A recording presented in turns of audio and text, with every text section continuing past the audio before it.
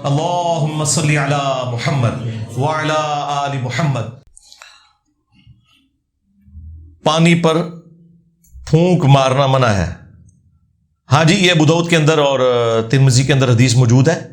آپ کہہ رہے ہیں حدیث کہاں ملے گی؟ آپ کو حدیث جو ہے نا وہ کھانے پینے کا جو چیپٹر ہے نا مشکات کے اندر، دوسری جلد کے اندر، اس کے اندر یہ حدیث مل جائے گی۔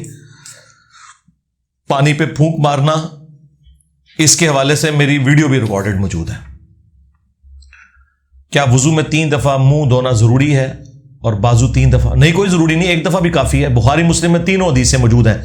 نبی علیہ السلام نے اعضائے وضو 1 دفعہ بھی دھوئے ہیں، 2 دفعہ بھی دھوئے ہیں، 3 دفعہ بھی دھوئے ہیں۔ ٹھیک ہے، اب ڈپینڈ کرتا ہے، بعض اوقات 1 سے زیادہ دفعہ دھونے پڑ جاتے ہیں، خصوصاً جب آپ صبح کے وقت اٹھے ہیں اور آپ 1 دفعہ دھوتے ہیں۔ بعض اوقات یہاں پہ آنکھ کہ اس جوائنٹ کے اوپر کوئی چیز لگی رہ جاتی ہے، وہ آپ نے صاف کی، پھر تسلی کے لیے 2 دفعہ کر لیا۔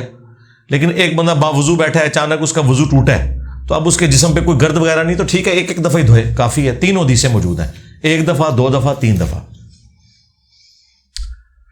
اگر باپ شراب پیے تو بیٹے کا باپ کو منع کرنا فرض ہے؟ جی منع کرنا ہے، کوئی لڑائی تو نہیں آپ نے کرنی۔ اگر تنگ آ کر منہ سے کوئی بات نکل جائے تو معافی مانگے جی۔ وہ قرآن میں آیا ہے کہ اگر کوئی اس طرح کا کام ہو جائے، سورہ بنی اسرائیل میں آیا ہے کہ ماں باپ کو اف تک نہ کہو۔ لیکن اگر کوئی بشری تقاضے کے تحت کوئی ایسا معاملہ ہو جائے گا تو اللہ تعالیٰ رجوع لانے والوں کی توبہ کو قبول کرتا ہے، لیکن وہ پھر آپ معافی مانگ لیں۔ باقی یہ کہ سمجھانا ہی آپ کا فرض ہے۔ آپ جو رسپانسبل ہے نا جی، وہ اپنے بیوی بچوں کے ہیں، یہ ذہن میں رکھیں۔ قرآن میں جو آیا نا حکم، وہ ہے قوا انفسکم واہلیکم نارا، بچاؤ اپنے آپ کو اور اپنے گھر والوں کو جہنم کی آگ سے۔ اسلام کی روح سے گھر والے جو ہیں وہ بیوی اور بچے ہوتے ہیں، ماں باپ گھر والے نہیں ہیں۔ آپ اپنے ماں باپ کے گھر والے ہیں، آپ کے ماں باپ آپ کے گھر والے نہیں ہیں۔ ان کو آپ صرف سمجھائیں گے جس طرح باقی لوگوں کو سمجھاتے ہیں، بائی فورس بیوی بچوں کو۔ الرجال قوامون علی النساء، مردوں کو ہم نے عورتوں پر حاکم بنایا ہے۔ بخاری مسلم دونوں میں حدیث ہے کہ تم میں سے ہر شخص نگہبان ہے، اس سے اس کی رعیت کے بارے میں، سب آرڈینیٹس کے بارے میں پوچھا جائے گا۔ پھر نبی علیہ السلام نے فرمایا حکمران اپنی رعایا کے اوپر نگہبان ہے۔ ایک مرد اپنی بیوی اور بچوں کے اوپر نگہبان ہے، ایک عورت اپنے بچوں اور خاوند کے مال کے اوپر نگہبان ہے، اس سے پوچھا جائے گا اس میں خیانت تو نہیں وہ کر رہی۔ یہ آپ نے کرنا ہے۔ ابو داؤد میں حدیث ہے کہ جب بچہ 7 سال کا ہو جائے اسے نماز پڑھنے کا کہو، جب 10 سال کا ہو جائے نہ پڑھے تو اسے مارو، لیکن کو وحشیوں کی طرح نہیں مارنا، آپ ڈانٹ پلانی ہے اور اس کا بستر بھی الگ کر دو۔ یہ حکم ہے۔ اس طرح کا جو بائی فورس والا معاملہ ہے نا، وہ آپ کا بیوی بچوں کے اوپر ہے، وہ آپ آخری درجے تک کوشش کریں گے، لیکن اس میں بھی آپ نے یہ نہیں ہونا چاہیے کہ لوگ خود تو نماز پڑھتے نہیں ہیں اور بچوں کہتے ہیں نماز پڑھو۔ کیڑی نماز پڑھو نو؟ بچے تو بندروں کی طرح ہوتے ہیں جی، فالو کرتے ہیں۔ اگر ایک ماں نماز نہیں پڑھ رہی اور بچوں کو گھر سے بھیج دی ہے نماز پڑھنے کے لیے، تو نماز پڑھنے تو نہیں جائیں گے، وہ کھیلنے ہی جائیں گے۔ ایک باپ جو ہے وہ ڈانٹتا ہے اپنے بچوں کو نماز کے اوپر، خود وہ پڑھتا کوئی نہیں ہے، تو کیا اثر ہوگا؟ یہ بھی ذرا دیکھنے کی ضرورت ہے نا کہ آپ خود کتنا دین کے اوپر چل رہے ہیں۔ تو دین کے اوپر خود چلیں گے پھر ہی آپ اپنی اولاد کو کہہ سکتے ہیں۔ ماں باپ اور بہن بھائی، ان کو آپ نے صرف کہنا ہے، البتہ جو بہن بھائی چھوٹے ہیں آپ سے اور آپ کی کفالت میں آگے ہوئے ہیں، یعنی والد فوت ہو گیا ہے اور اب آپ ان کے گارڈین ہیں، تو ظاہر ہے کہ جب آپ مال ان پہ خرچ کر رہے ہیں تو اب آپ کا رائٹ ہے کہ آپ ان کو بائی فورس بھی یہ کہیں، لیکن بات کرنے کا ڈھنگ ہونا چاہیے۔ اور جو اس طرح کے دین سے برگشتہ لوگ ہیں، پہلے انہیں خدا کا تعارف کروائیں نا۔ جب کسی کو اللہ کا تعارف ہی نہیں ہے، وہ اللہ کو سیریس کیوں کر لے گا؟ اور اگر وہ اللہ کو سیریس لے گا تو پھر آہستہ آہستہ اس کے عقائد و نظریات کی اصلاح بھی انشاءاللہ ہو جائے گی۔ مجلس 50 میرا انٹرویو دیکھ لیں، اس میں میں نے اپنے حوالے سے ساری کلیریفیکیشن دی ہے کہ آپ نے کس طریقے سے، جو میں نے سیکھا ہے کہ آپ نے دعوت کا کام کرنا ہے۔ میں یونیورسٹی میں پڑھتا ہوں، وہاں جو کام کے لیے سافٹ ویئر استعمال کرتے ہیں ان میں تقریباً کریک چوری کردہ ورژن ہوتے ہیں۔ یہ تو ڈگری کے لیے مجبوری ہے استعمال کریں، لیکن جو پورے پاکستان میں ونڈوز استعمال ہوتی ہے وہ بھی کریک ہے، تو غلط ہے نا جی۔ اور یہ بہت سے لوگوں کی کمائی کا ذریعہ ہے، معاش بھی ہے. تو یار ایک بار خرید لینا. ہم نے بھی لیپ ٹاپ لیا ہوا ہے، ایک دفعہ اس میں آ گئی ہے ونڈو، آپ اپڈیٹ کرتے رہے. یہ کون سا اتنا مہنگا آئٹم ہے جو آپ ونڈوز مجھے بتائیں کتنے کی آ جائے گی؟ کتنے کی آئے گی جی فرحان بھائی نئی ونڈو؟ 10-15 ہزار پاکستانی ہے نا. اگر آپ یار مہینے میں 50-60 ہزار یا 40 ہزار یا 20 ہزار کما رہے ہیں تو ایک دفعہ یار خرید لو. اس میں کون سا مسئلہ ہے؟ ہمیں کوئی مصیبت میں ڈالتے ہیں کہ ہم جو ہے وہ کوئی ایسی بات کریں اور آپ کو کوئی ریلیکس کریں. ہم تو کبھی نہیں ریلیکس کریں گے. انسان کی تقدیر پہلے سے لکھ دی جاتی ہے، تو پھر سارا جزا اور سزا کا کانسیپٹ، یہ تو میں ہزاروں دفعہ جواب دے چکا ہوں. آپ تقدیر، ڈیسٹنی لکھیں اور میری ویڈیو کھل جائے گی. کچھ عرصہ پہلے میری ایک پوڈ کاسٹ ریکارڈ ہوئی تھی عاقب فرید بھائی کے ساتھ جو نعت خان ہے، اس میں میں نے تفصیلی اس پہ بات کی تھی.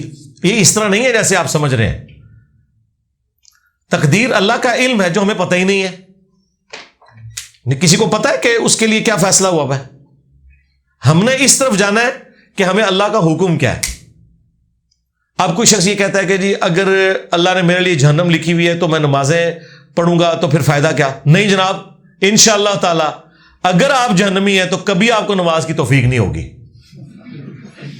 اور میں اللہ کی قسم اٹھا کے کہتا ہوں اگر آپ جنتی ہیں تو آپ نماز چھوڑیں گے ہی نہیں. نمازی کبھی بھی جہنم میں نہیں جائے گا الا یہ کہ وہ حقوق العباد کے معاملے میں کوئی گڑبڑ کرتا ہے. اسی لیے اللہ نے قرآن میں جگہ جگہ آخرت کے بارے میں کہا ہے کہ اللہ تعالیٰ اپنے وعدے کے خلاف نہیں کرتا. یہ کیوں کہا ہے؟ دنیا میں ہو جاتا ہے نا کہ دنیا میں آپ محنت کرتے ہیں رزلٹ نہیں نکلتا، تقدیر غالب آ جاتی ہے. آخرت میں یہ نہیں ہونا کہ دنیا میں آپ نے اللہ کے لیے محنت کیا اور آخرت میں پھر پتا چلے کہ یار تقدیر غالب آ گئی. نہ، آخرت جو ہے نا وہ دنیا کے ساتھ ریلیٹڈ ہے. جو آپ یہاں بوئیں گے وہ وہاں کاٹیں گے، اس میں کوئی بیڈ لک بھی نہیں ہوگی. جو آپ نے محنت کی ہوگی وہ آپ کو پھل مل جائے گا. وہ اللہ کا علم ہے. سیم سوال بخاری مسلم میں آیا کہ سیدنا علی نے حضور سے کیا تو نبی الاسلام نے بھی یہی جواب دیا. حضرت علی نے یہی سوال کیا کہ اگر جنتیوں کا جنت میں جانا اور جہنمیوں کا جہنم میں جانا طے ہے تو ہم پھر عمل کس لیے کرتے ہیں؟ حضور نے فرمایا کہ عمل کرتے رہو. جنتیوں کے لیے جنت والے اعمال آسان ہوں گے اور جہنمیوں کے لیے جہنم والے اعمال. یعنی جو عمل کر رہا ہے نا وہ جنت کے لیے پیدا ہوا ہے، کیونکہ قرآن میں آیا انا ہدیناہ السبیل اما شاکرا و اما کفورا. ہم نے ہدایت کا راستہ دکھا دیا، چاہے تو شکر گزاری کی روش اختیار کرو اور چاہو ناشکری کی.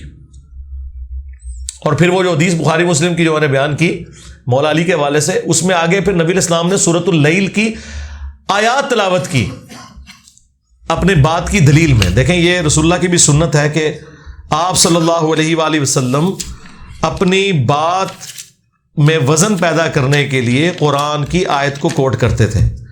جب نبی الاسلام نے حضرت علی سے یہ کہا نا کہ عمل کرتے رہو، جنتیوں کے لیے جنت والے عمل آسان ہو جائیں گے اور جہنمیوں کے لیے جہنم والے، پھر آپ نے یہ آیت تلاوت کی سورۃ اللیل سورت نمبر 92 پارہ نمبر 30 میں فَأَمَّا مَنْ أَعْطَى وَاتَّقَى، بلکہ اس سے پہلے ہے إِنَّ سَعْيَكُمْ لَشَتَّى، بے شک تمہاری جو کوشش ہے مختلف ہے.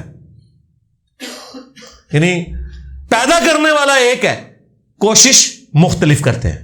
ہونا تو چاہیے سارے اس کی طرف جائیں. فَأَمَّا مَنْ أَعْطَى وَاتَّقَى، تو جو کوئی عطا کی روش اختیار کرے یعنی اللہ کی محبت میں مال خرچ کرے لوگوں کے اوپر، واتقا اور اللہ سے ڈرے یعنی حقوق اللہ بھی پورے کرے، حقوق العباد بھی اور حقوق اللہ بھی، وصدق بالحسنى، اور جو بھی سچی بات اس تک پہنچے اس کی تصدیق کرتے. یہی تو مسلم شریف میں آیا ہے کہ تکبر یہ نہیں کہ تم اچھا لباس پہنو یا اچھے دکھو، اللہ بھی خوبصورت ہے اور خوبصورتی کو پسند کرتا ہے. تکبر یہ ہے کہ تم دوسروں کو حقیر جانو اور حق بات سے اناد کرو. دل نے گواہی دے دی کہ بات ٹھیک ہے پھر نہیں مانا، یہ متکبر ہے، کیونکہ آپ اپنے نفس کی پیروی کر رہے ہیں قرآن و سنت کے مقابلے کے اوپر.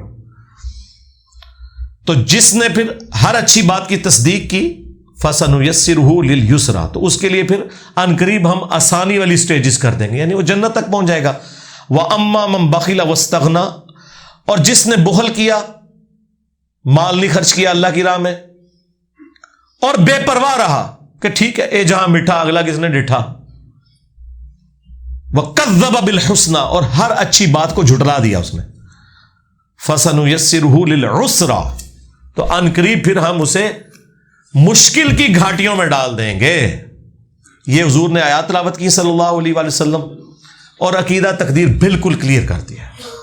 کہتے ہیں شیطان نے کرا دیتا جی، میں پھر یہی کہتا ہوں کہ زمین و آسمان کے سارے شیاطین مل کے ایک بندے کی نماز نہیں چھڑا سکتے. اگر گورنمنٹ اناؤنسمنٹ کر دے کہ جو فجر کی نماز مسجد میں تکبیر اولا سے پہلی سب میں پڑھے $1000 اسے دیے جائیں گے. ٹائم قیامت تک جے سارے شیطان کٹھے کر کے نماز چھڑا کے دسو اس بندے دی. اللہ سے ڈریں. یہ سارا اپنے آپ کو دھوکہ دینا ہے. تقدیر میں صرف وہ چیزیں داخل ہیں جن کا آپ سے نہیں پوچھا جانا. یعنی آپ کے ماں باپ کون تھے, آپ کس علاقے میں پیدا ہوئے, آپ کا قد اتنا کیوں تھا, آپ کے چہرے کا رنگ ایسا کیوں تھا, یہ اللہ نے کیوں پوچھنا ہے؟ کسی آیت حدیث میں آیا نہیں, کیونکہ اللہ نے خود بنایا. اور ادر دین جو ڈیسٹنی کے چیزیں ہیں جو اللہ تعالیٰ نے ہمیں حکم دیا, نماز پڑھو, شراب نوشی سے بچو, زنا سے بچو, حرام خوری سے بچو, ماں باپ کے ساتھ اس نے سلوک کرو, کسی کا مال نہ حق نہ کھاؤ, بس یہ ساری باتیں اللہ نے پوچھنی ہے.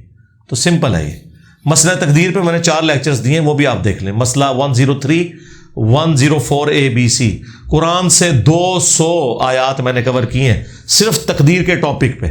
اور بخاری مسلم کی وہ تمام احادیث جس کو جبریہ یوز کرتے ہیں کہ جی تقدیر میں پہلے لکھا ہے اس لیے ہم جہنمی ہیں, وہ جو دھوکہ دیتے ہیں میں نے سب کچھ اس میں ڈسکس کیا.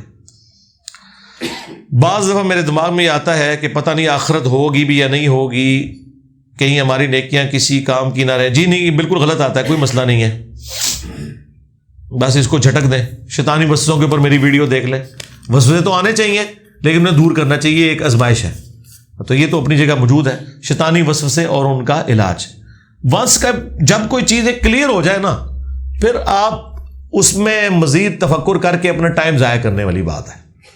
ٹھیک ہے, مثلا جب یہ چیز طے ہو چکی ہے کہ ہم نے موٹر بائک کو سٹارٹ کرنے کے لیے کک مارنی ہے, اس کی وجہ سے فیول جانا ہے انجن کے اندر, سپارک پلگ اپنا کام کرے گا, اور اجمیر شریف والوں کا بنایا ہوا انجن چل پڑے گا, اور بغداد شریف کے بنائے ہوئے جو کرینک شافٹ ہے وہ اپنا کام شروع کر دے گی, اور دیوبند شریف کا جو فلائی ویل ہے وہ اپنا کام کرے گا, اور بریلی شریف کے ٹائر چلنا شروع کر دیں گے.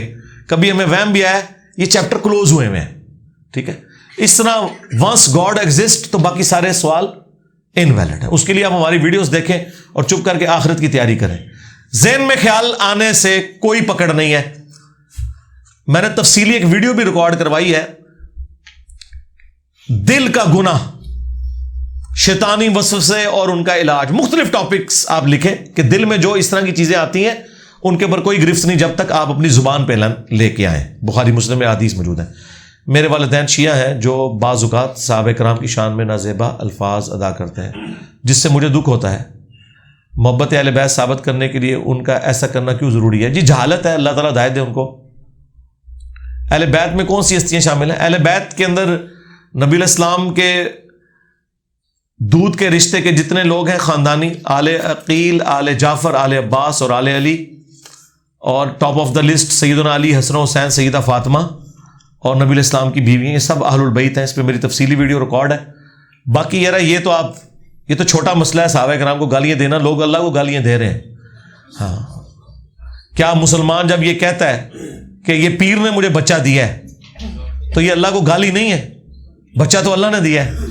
شرک گالی ہے. اللہ تعالیٰ سورہ مریم میں فرماتا ہے قریب ہے آسمان پھٹ پڑے اور زمین شک ہو جائے اور پہاڑ ریزہ ریزہ ہو جائے, ان دعوا للرحمن ولدا, کہ یہ رحمان کے لیے بیٹا تجویز کرتے ہیں شرک کی وجہ سے. تو 2.25 ارب کرسچنز کر رہے ہیں, مسلمانوں میں بھی لوگ کر رہے ہیں. ہمارا کام صرف دعوت دینا ہے بس. جب سیدہ عائشہ والی مسجد میقات نہیں اور اناف کے نزدیک بھی اوقات نہیں, تو پھر عمرہ کرنے والے خصوصی وہ بھئی ایک بدعت چل پڑی ہے نا, لوگوں نے شروع کر دی. وہاں کہاں لکھا ہوا ہے انہوں نے؟ آپ وہاں کے سعودی علماء سے بھی پوچھ لیں. وہاں پہ نبی علیہ السلام جب سفر حج کے لیے گئے تھے تو سیدہ عائشہ کو پیریڈز آ گئے تھے, تو نبی علیہ السلام نے فرمایا کہ طواف کعبہ کو چھوڑ کے اور نماز کو چھوڑ کے جتنے ارکان ہیں وہ تم ادا کرو. وہ عورت اس حالت میں بھی ادا کر سکتی ہے. پھر جب تم پاک ہوگی نا غسل کر کے, پھر تم طواف کعبہ اور باقی کام کرنا. وہ جب پاک ہوئی تھی تو ان کے بھائی عبد الرحمن بن ابی بکر کے ساتھ حضور نے صلی اللہ علیہ وآلہ وسلم یہ تنعیم جگہ تھی جہاں بھیجا, جو آج مسجد عائشہ کے نام سے مشہور ہے.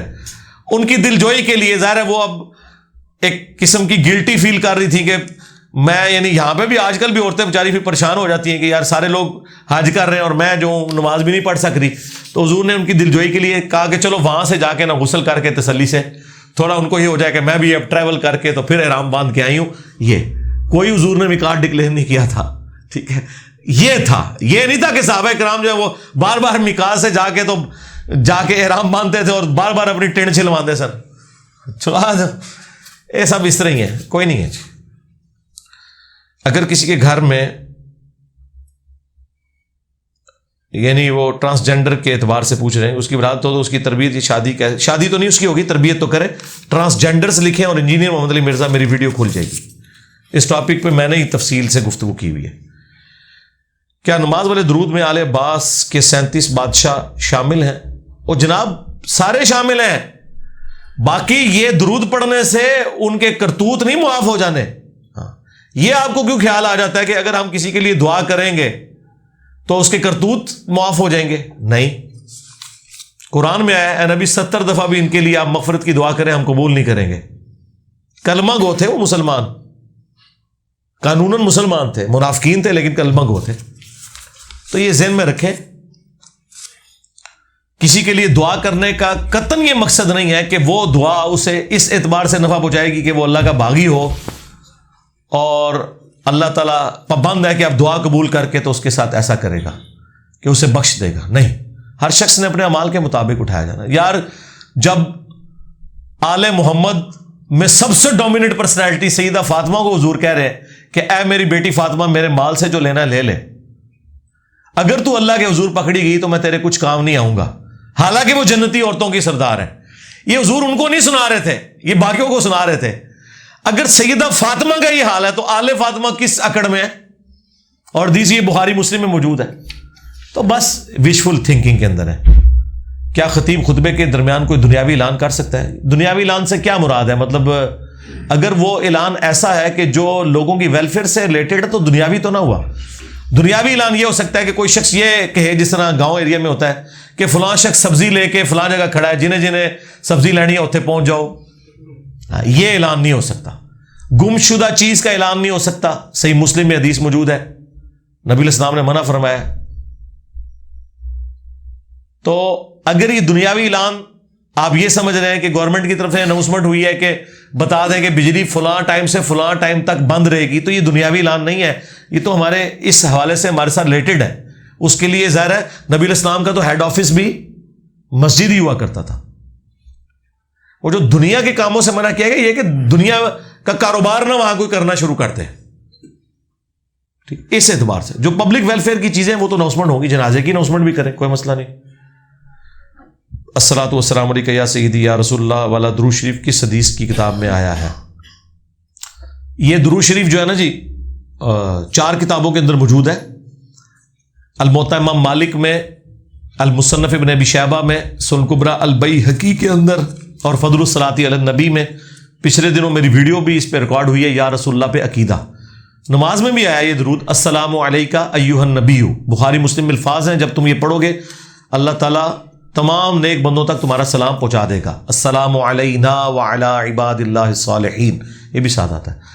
السلام علیکہ ایھا النبی اور السلام علیکہ یا رسول اللہ ایک ہی معنی ہے عربی میں دونوں کا. اصل ہمارا اختلاف پیچھے عقیدے میں ہے. اگر کوئی حاضر و ناظر کا عقیدہ رکھتا ہے اور یہ کہتا ہے نبی علیہ السلام مجلس میں آ جاتے ہیں یا حضور مدینے میں ہوتے ہوئے ڈائریکٹ ہماری یہ بات سن رہے ہیں, ان عقیدوں سے ہمیں اختلاف ہے. درود شریف تو آپ پڑھیں. تو یہ جو 4 کتابوں کا میں نے حوالہ دیا تو صحابہ کرام قبر رسول پہ پڑھتے تھے السلام علیکہ یا رسول اللہ, السلام علیکہ یا ابا بکر, السلام علیکہ یا عمر. عبداللہ بن عمر کے بارے میں آتا ہے. یہ درود شریف تو اب خود وابیوں نے بھی چھاپ دیا ہے. دارالسلام جو دنیا میں سب سے بڑا ان کا ادارہ ہے, انہوں نے درود شریف کے اوپر ایک کارڈ چھاپا ہے, جس طرح صبح شام کے اذکار پہ ایک درود شریف والا کارڈ ہے, اس میں انہوں نے السلام علیکم یا رسول اللہ لکھ دیا ہے. تو ہمیں اختلاف یہ ہے کہ اس کو نہ اذان کے ساتھ جوڑیں. اس حوالے سے اذان کے بعد آپ نے درود شریف پڑھنا ہے, ضرور پڑھیں, وہ تو ضروری ہے. صحیح مسلم میں حدیث ہے جو اذان کا جواب دے پھر درود شریف پڑھے اور پھر الوسیلہ والی دعا مانگے, اور دعا بخاری کے اندر آئی ہے, اس کے حق میں میری شفاعت واجب ہو جائے گی, وہ آپ ضرور کریں. لیکن اذان کا حصہ نہ اسے بنائیں. جیسا کہ ہاتھ چھوڑ کر نماز پڑھنا ثابت ہے, تو کیا ہم ایک نماز میں دونوں طریقے سے نماز پڑھ سکتے ہیں؟ مطلب 2 رکعت ہاتھ باندھ کر 2 چھوڑ کر، جی جس طرح مرضی پڑھیں یار، کوئی فرق نہیں پڑتا. تھک جائیں تو بیٹھ جائیں. نبی علیہ السلام سے یہ بھی ثابت ہے کہ آپ اگر تھک گئے نفلی نماز کے اندر، ایک قیام آپ نے آدھا کھڑے ہو کے کیا، باقی بیٹھ کے کیا، وہ کوئی مسئلہ نہیں ہے، آپ نے جس طرح مرضی پڑھنا ہے. لیکن یہ آپ اس طریقے سے کیوں کرنا چاہ رہے ہیں؟ آپ یہ کریں کہ جو سیدھا طریقہ رکھا ہوا ہے. آپ اور مصیبت نہ میرے سے کھلا دو، تسی ہاتھ چھوڑ کے ایک نماز پڑھو، جس طرح میں ایک نماز ہاتھ چھوڑ کے پڑھتا ہوں، ایک ہاتھ باندھ کے پڑھتا ہوں. لیکن اس کے اندر بھی اگر آپ یہ کرنا چاہتے ہیں کوئی مسئلہ نہیں ہے، جس طرح مرضی کرو، پڑھو نماز سے ہی. اگر حدیث کی سند ٹھیک ہو اور متن ٹھیک نہ ہو تو کیا ہوگا؟ بنو امیہ پر بحث والے بعض اہل حدیث کہتے ہیں بخاری مسلم میں ضعیف روایتیں موجود ہیں. بال لڈیاں پاؤ اگر وہ ایک کہندے نے، ان کو جڑے بڑھو اور آؤ، اسی پھر تو پرویزیاں دے کھاتے پائیے نکلو. تو یہی تو اسی کہہ رہے ہیں تسی ٹنی ہو سنی تے اسی ہے. اگر بخاری مسلم کو بھی نہیں کسی نے ماننا تو وہ کہاں سے اہل حدیث اور سنی ہے؟ تو بات ہی ختم ہو گئی. جاؤ پھر نکلو. تو یہ جو عالم کہتا ہے نا، انہوں کہا کہ ادھر تھلے لے ممبر تو لوے، انہوں کہا ذرا پرلے پاسے دیکھ، جو پرلے پاسے دیکھے پیچھو.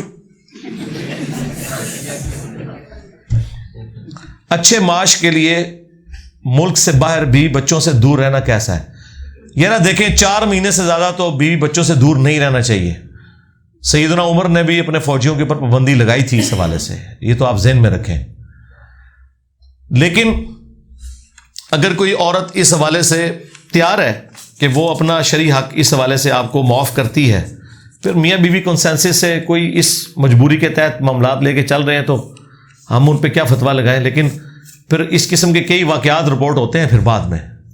اب وہ باتیں میں کیمرے میں کرنا نہیں چاہتا، اشارتاً بات کر رہا ہوں، تو وہ پھر اس کی ساری ذمہ داری پھر آپ کے اوپر ہی آئے گی. تو آپ دیکھیں، بہتر تو یہ ہے کہ آپ بھی بچوں کو ساتھ لے کے جائیں. سیدھی سی بات ہے. جمعے کی نماز کے لیے اکثر لوگ جگہ کم ہونے کی وجہ سے مسجد سے باہر سڑک پر ہی نماز پڑھتے ہیں. صف ایک دوسرے سے ملی نہیں ہوتی، بعض اوقات لوگ دور. تو یہ عالم کی ذمہ داری ہے نا، جو خطیب ہے. بالکل ٹھیک کہہ رہے ہیں، یہ غلط ہے، اس طرح نہیں ہونا چاہیے. صف تو متصل ہونی چاہیے اور اس میں گیپ بھی نہیں ہونا چاہیے. آپ مسجد کے باہر کہہ رہے ہیں، مسجد کے اندر گیپ ہوتا ہے صفوں میں. خطیب کے پیچھے جو سامنے لوگ کھڑے ہوئے ہیں وہ 1-1 فٹ کے فاصلے پہ کھڑے ہوتے ہیں. آپ تو یہ بہت بڑی بات کر رہے ہیں، دور کی بات کر رہے ہیں. میں تو آپ کو پاس بتا رہا ہوں. تو یہ خطیب کی ذمہ داری ہے کہ بخاری مسلم میں ہے کہ نبی علیہ السلام اقامت کے بعد صفوں میں چل کے صفوں کو سیدھا فرماتے تھے، اور جب آپ کو یہ چیز شورٹی حاصل ہو جاتی کہ صفیں سیدھی ہو گئی ہیں پھر آپ نماز شروع کرتے تھے. تو یہ امام کی ذمہ داری ہے میرے بھائی. تو خطیب کو بتائیں نا. جو شخص 3 اکٹھی طلاقیں دیتا ہے اس کا کفارہ کیا ہے؟ قرآن میں 1-1 کر کے طلاق دینا ہے. جی قرآن میں تو آیا نا، لیکن اگر کوئی اکٹھا حق استعمال کرتا ہے تو وہ حرام کا مرتکب ہے، توبہ کرے. بل بیوی گئی، ہاں بیوی نیچے لبڑی، یہ بالکل واضح مسئلہ ہے. ہاں اس پہ اہل سنت کا اتفاق ہے، سیدھی سی بات ہے. ہمارے خاندان میں بیٹیوں اور بہنوں کو وراثت میں حصہ نہیں دیا جاتا. جی میں تو اس کے اوپر کئی دفعہ بول چکا ہوں کہ دیکھیں اللہ تعالیٰ نے وراثت کے جو احکامات ہیں وہ حدیث پہ نہیں چھوڑے، قرآن میں نازل فرمایا. نماز کا طریقہ نہیں آیا قرآن کے اندر، وراثت کی تقسیم آئی ہے. اس کا آپ اندازہ کریں کہ تاکہ کسی کو وہم بھی نہ ہو کہ ایت حدیث لکھیا ہے کیڑا ضروری ہے. اور اللہ نے کہا یہ حدود اللہ ہے. جس طرح یہ اللہ کی حد ہے نا کہ آپ نے حرام خوری نہیں کرنی، آپ نے حرام کاری نہیں کرنی، آپ نے نماز نہیں چھوڑنی، اس طرح یہ بھی اللہ کا حق ہے. تو یہ بے دین لوگ ہیں نا، دیندار بھی کرتے ہیں اور زکوٰۃ نہیں لوگ دیتے تو چھوڑ دیں. ہمارا کام تو صرف بتانا ہے. آپ نے ایک ٹی وی چینل پر کہا تھا کہ مولا علی علیہ السلام نے جو الفاظ حضرت عمر کی میت پر حضرت عمر کی شان میں کہے، آپ ان الفاظ کو نوحہ سمجھتے ہیں، جبکہ بخاری میں میت پر نوحہ کرنے سے منع فرمایا. وہ نوحے کی 2 اقسام ہے نا. ایک وہ نوحہ ہے کہ جو آپ میت کے اوپر چیخو پکار کرتے ہیں، اسلام نے اس نوحے کو منع فرمایا. ویسے کسی کے لیے تعریفی کلمات بول دینا اس کو اسلام نے منع نہیں فرمایا. وہ تو نبی اسلام کے سامنے بھی بولے ہیں. بخاری میں آتا ہے ام العلا نے عثمان بن مظعون کے بارے میں ان کی میت کو مخاطب کر کے کہا تھا کہ اے عثمان تیرے لیے اللہ کی جنتیں ہیں. نبی الاسلام نے یہ بولنے پہ اعتراض نہیں کیا تھا، اعتراض یہ آپ نے کیا تھا کہ تمہیں کیسے پتا چلا کہ اس کے لیے جنت ہے. حالانکہ میں اللہ کا رسول ہوں، مجھے نہیں پتا کہ میرے ساتھ اور تمہارے ساتھ کیا ہونے والا ہے. اور سیم الفاظ سورۃ الاحقاف میں بھی موجود ہے. یہ حضور نے تعلیم کے لیے کہا. یقیناً نبی علیہ السلام تو قطعی جنتی ہیں. تو کسی کی میت کے اوپر تعریفی جملے بولنا یہ سنت ہے. پھر صحیح بخاری میں ہے حضرت ابوبکر صدیق نے نبی علیہ السلام کی میت کے اوپر کیا بولا تھا؟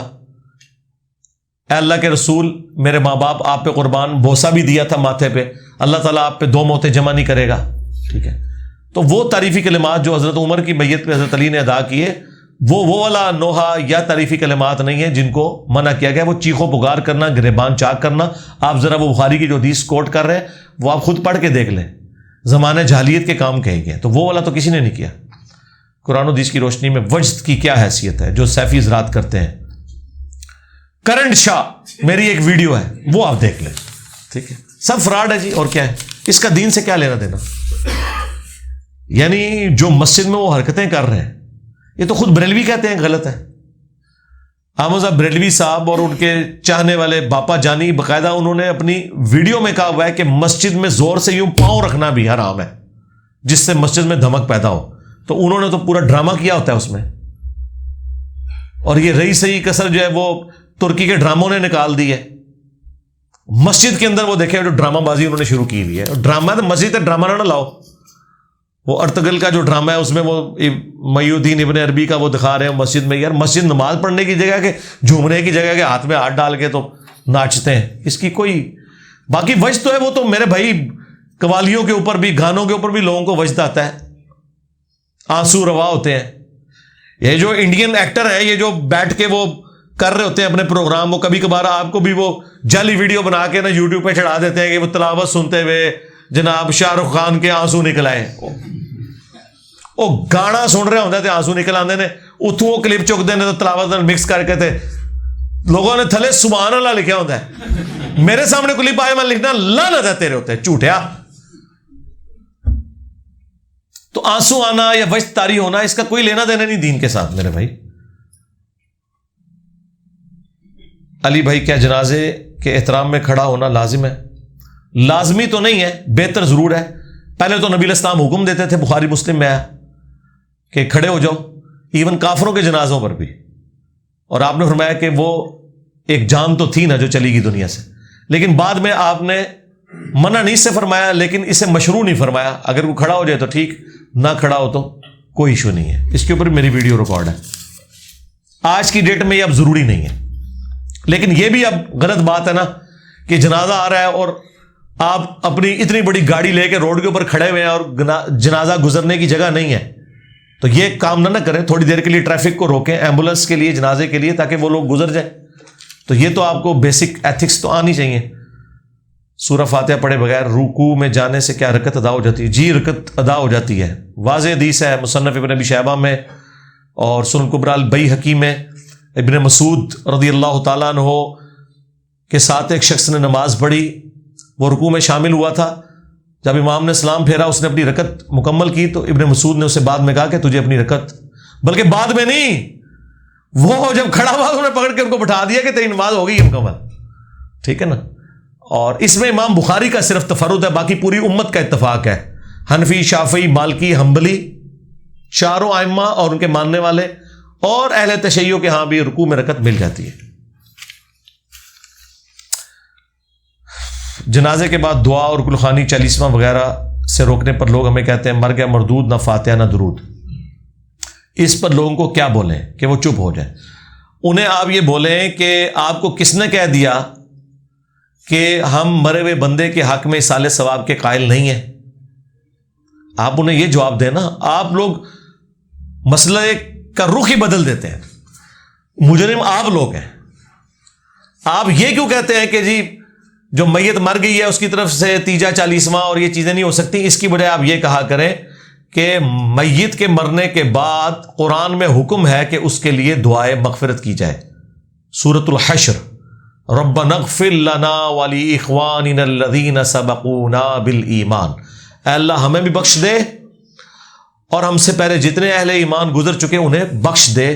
آپ ان کو یہ بتائیں کہ اللہ نے حکم دیا ہے کہ اپنے مرے ہوئے بھائیوں کے لیے، بہنوں کے لیے دعا کرنی ہے. پھر آپ انہیں بتائیں کہ صحیح مسلم میں حدیث ہے کہ نبی علیہ السلام نے فرمایا کہ جب بھی قبرستان جاؤ تو دعا مانگو، السلام علیکم اہل الدیار من المؤمنین والمسلمین وَإِنَّا إِن شَاءَ اللَّهُ بِكُمْ لَلَاحِقُونَ نَسْأَلُ اللَّهَ لَنَا وَلَكُمُ الْعَافِيَةَ۔ تو اس میں اپنے لیے بھی عافیت مانگی ہے، مردوں کے لیے بھی عافیت مانگی ہے، ان قریب مر کر ہم بھی یہاں آنے والے ہیں۔ آپ یہ بتائیں، پھر آپ انہیں بتائیں کہ صحیح مسلم میں حدیث ہے کہ نبی علیہ السلام نے فرمایا کہ جب کوئی شخص مر جاتا ہے نا تو 3 اعمال کا ثواب اسے مرنے کے بعد بھی ملتا رہتا ہے۔ نمبر 1 صدقہ جاریہ، جو زندگی میں کوئی اچھا کام اس نے کیا۔ نمبر 2 علم کی خدمت اگر اس نے کوئی کی، جیسے امام بخاری امام مسلم نے کی۔ تیسرا نیک اولاد جو اس کے لیے دعا کرتی ہے۔ پھر انہیں بتائیں کہ بخاری میں تو نیک اولاد کا صدقہ کرنا، سعد ابن عبادہ نے اپنی ماں کے سال ثواب کے لیے کنواں کھدوایا، بخاری میں آتا ہے۔ نبی علیہ السلام سے پوچھا کہ اس کا ثواب میری ماں کو ملے گا؟ آپ نے فرمایا ہاں۔ آپ نے کوئی لمبی چوڑی بات ہی نہیں کی، مختصر جواب دیا ہاں، کوئی کلیریفیکیشن نہیں دی۔ تو مردے کو صدقہ اور خیرات، دعاؤں کا حصہ، نیک اولاد کا آٹومیٹکلی ثواب، پڑھ کے نہیں بخشنا ہوتا، آٹومیٹکلی، ماں باپ زندہ ہے یا مردہ، چونکہ اولاد انویسٹمنٹ ہے ماں باپ کی، ثواب ملے گا۔ اصالہ ثواب کے 10 طریقے، یہ میری ویڈیو دیکھیں۔ جب آپ یہ ساری باتیں کریں گے اور ان کو یقین آ جائے گا کہ آپ وہابی نہیں ہیں، آپ قرآن و سنت کے ماننے والے ہیں، حالانکہ وہابی بیچارے بھی یہ نہیں کہتے، بدنام زیادہ ہو گئے ہیں وہ اپنی غلط حرکتوں کی وجہ سے۔ ان کو شیطان اس طرف لگا دیتا ہے جس کی ضرورت ہی نہیں ہوتی، وہ سٹارٹ ہی ایسے الٹے طریقے سے کرتے ہیں کہ کسی نے بات ماننی بھی ہے تو نہیں ماننی۔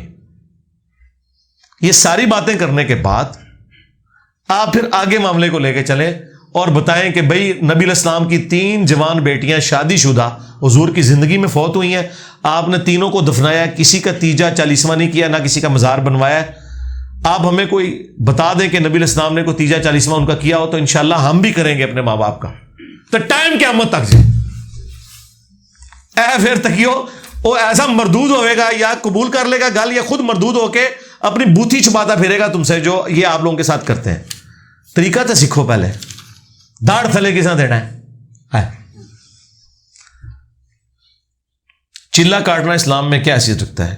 کیا اس سے واقعی جنات کو قابو کیا جا سکتا ہے؟ صوفیاء یہی بات کروا کر چپ کرا، نہیں اس میں چپ کیا کرا دیتے ہیں؟ اگر کسی کے پاس جن آ گئے ہیں تو وہ کیا آپ کو چپ کرواتے ہیں؟ مطلب اس میں سے کیا وہ کہتے ہیں کہ جب سے یہ ہم نے جن پکڑے ہیں اس وقت سے بخاری سے رفع الیدین کا طریقہ ختم ہو جاتا ہے؟ کیا کٹ دے ہوتے چوں کنڈو بھی نہ کچھ ہے، کیا چپ کروا دیتے ہیں؟ ٹھیک ہے، ان کو آپ پھر یہ بتائیں کہ یہ جنات صرف آپ کے قابو میں نہیں ہے، ہندوؤں کے پاس بھی ہیں جن۔ ہاں، پورا ڈسکوری چینل کے اوپر اور نیشنل جغرافک پہ ہانٹنگ پروگرام چلتا رہا جس میں وہاں کرسچنز جو ہیں وہ جا کے جن گھروں میں آسیب اور جنات ہوتے ہیں وہ جا کے نکالتے ہیں۔ یہ ایک فن ہے جو بدھسٹ کے پاس بھی ہے، کرسچنز کے پاس بھی ہے، ہندوؤں کے پاس بھی ہے۔ اس کا اسلام سے کیا لینا دینا؟ ورنہ تو آپ بتائیں کہ کس آیت حدیث میں لکھا ہے کہ حضرت ابوبکر نے 40 جن قابو کیتے ہوئے سن، تو ٹائم کیا ہوا تک جائے۔ اچھا آپ یہ بات کریں نا ایک دم رنگ پھک ہو جاتا ہے۔ اصل میں انہوں نے کبھی سوچا ہی نہیں تھا کہ اتنی زور کی چپیڑ کو مارے گا ہمیں۔ ہم نے آپ کے ہاتھ میں وہ ہتھیار دیے ہیں کہ یقین کریں ان کے مرے ہوئے بھی زندہ ہونا تو ڈر کے دوبارہ قبریں چ مڑ جاون کہ ساڈن کام کے پہ ہے۔ کس طرح کہتے تھے دیکھو جی 2 گھر ہیں، ایک گھر میں جو ہے وہ میلاد کی جھنڈیاں لگی ہوئی ہیں اور لوگ نعتوں پہ جھوم رہے ہیں، یہ عاشق رسول ہے، یا جس گھر کے اندر جو ہے خاموشی ہے یہ عاشق رسول ہے۔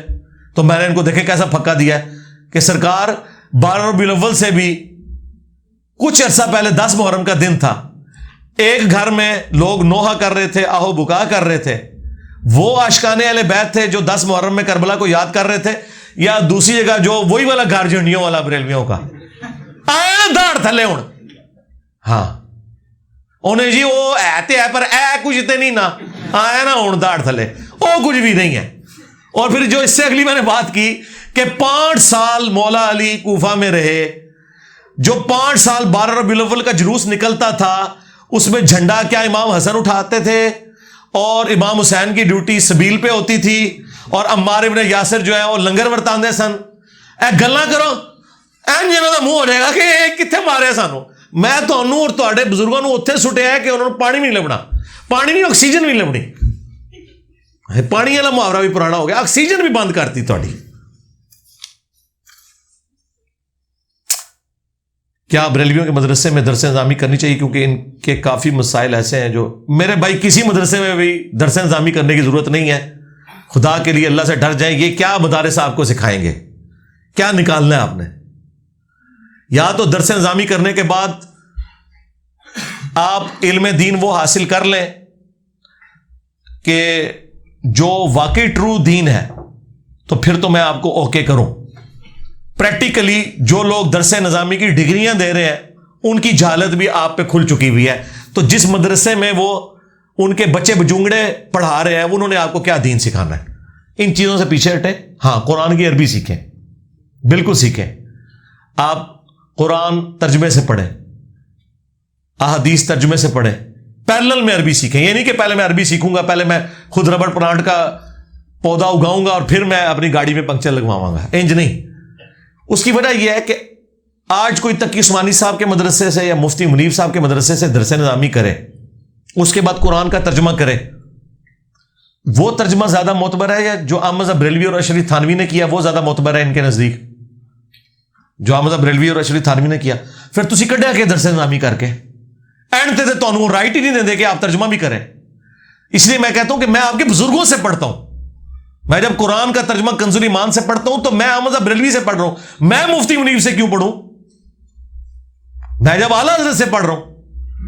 میں جب اشرف تھانوی صاحب کا ترجمہ پڑھتا ہوں تو میں تقی عثمانی صاحب سے کیوں پڑھوں؟ میں تو ان کے بزرگوں کا ترجمہ پڑھ رہا ہوں جو انہوں نے کمائی کرنے کے لیے نہیں لکھا تھا. ان کو تو عربی آتی تھی, انہوں نے عوام الناس کے لیے لکھا تھا. اس کے بعد ہمارا سٹیٹس وہی ہے جو صحابہ کرام کے سامنے عربی میں قرآن پڑھا جاتا تھا, اگرچہ وہ ان پڑھ تھے لیکن ان کی زبان میں تھا, انہیں سمجھ آتا تھا. آج بھی اگر کوئی ان پڑھ ہے اور اس کی زبان میں جو اسے زبان آتی ہے قرآن کا ترجمہ اس تک ایک اتھینٹک عالم کا, جو ہمارے نزدیک نہیں ان کے نزدیک بھی اتھینٹک ہے, پڑھا جائے تو ٹھیک ہے, عمل کرے. اس میں کون سا ایسا مسئلہ ہے؟ مشکات المصابی پڑھے, اس پہ میری ایک ویڈیو بھی ریکارڈ ہو چکی ہے, مجلس 144 جو آخری ہماری مجلس ریکارڈ ہوئی تھی جون 2021 کے اندر. آلموسٹ اب وہ فائنل ہونے والی ہے, کچھ دنوں میں وہ اپلوڈ ہو جائے گی. اس میں ایک سوال یہ بھی تھا کہ میں علم دین کیسے حاصل کروں, تو میں نے اس میں پھر پوری ترتیب سے بتایا کہ آپ نے کیا کیا کرنا ہے. اسپیشل یہ بھی چیز ریکارڈ ہوئی بھی, اس سے پہلے بھی کئی ایک ویڈیوز میں ریکارڈڈ ہے. کیا ثابت ہے کہ رجب کی 27ویں تاریخ کو ہی شب معراج ہے؟ کوئی ثابت نہیں.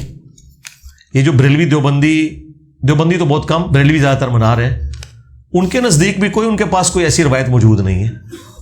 واقعہ معراج ثابت ہے. اب جب ہم یہ بات کرتے ہیں نا, یہ ہمارے کلپ کاٹ کے کہتے ہیں دیکھو جی انجینئر صاحب معراج کو ہی نہیں مانتے. اندازہ کرو, معراج پہ تو میں نے ہی لیکچر ریکارڈ کروایا ہے, ایک ایک حدیث کا نمبر ڈسپلے کروا کے. درجنوں احادیث میں نے بخاری مسلم سے اور باقی کتابوں سے کور کی ہیں, اور دونوں معجزے الاسراء والمعراج, زمینی سفر رات کا اور آسمانی سفر, اور جتنے اختلافات تھے وہ ریکارڈ کروائے ہیں. الحمدللہ آپ جا کے یوٹیوب پہ لکھیں, لیکن تاریخ کوئی ثابت نہیں ہے. کیا ٹک ٹاک اکاؤنٹ بنانا جائز ہے؟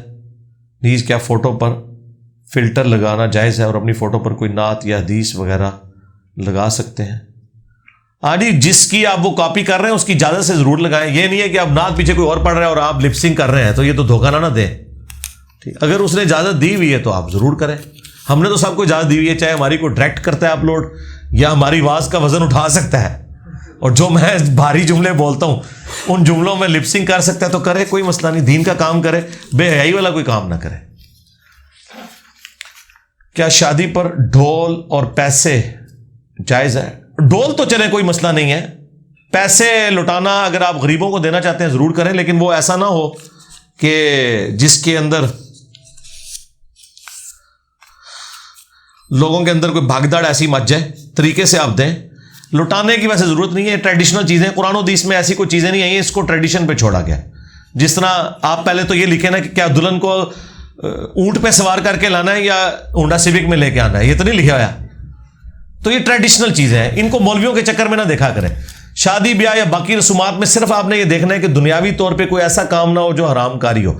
اگر یہ ڈھول میں مرد و عورت مل کے ناچ رہے ہیں اور بے حیائی کر رہے ہیں وہ تو پھر غلط ہے. ویسے کسی نے ایک شادی کی اناؤنسمنٹ کے لیے کوئی گانا گا لیا ہے تو اس میں تو کوئی مسئلہ نہیں ہے، مرد مردوں میں، عورتیں عورتوں میں، ڈھولکی، یہ تو خوشی کے موقع کے اوپر اس طرح کا دف یا ڈھول ہو، اس میں کوئی مسئلہ نہیں ہے. اس پہ میری ویڈیو ریکارڈ ہے. کیا صرف مسلمانوں کے گھر پیدا ہونے والا ہی جنت میں جائے گا؟ سرکار نہیں، مسلمان بھی کوئی کنفرم نہیں ہے. ہاں کس سے کنفرم ہے؟ جائیں بریلویوں سے پوچھیں کہ وہابی جائیں گے. ہاں یہ تو ان کا حوصلہ ہے، آپ دیکھ لیں.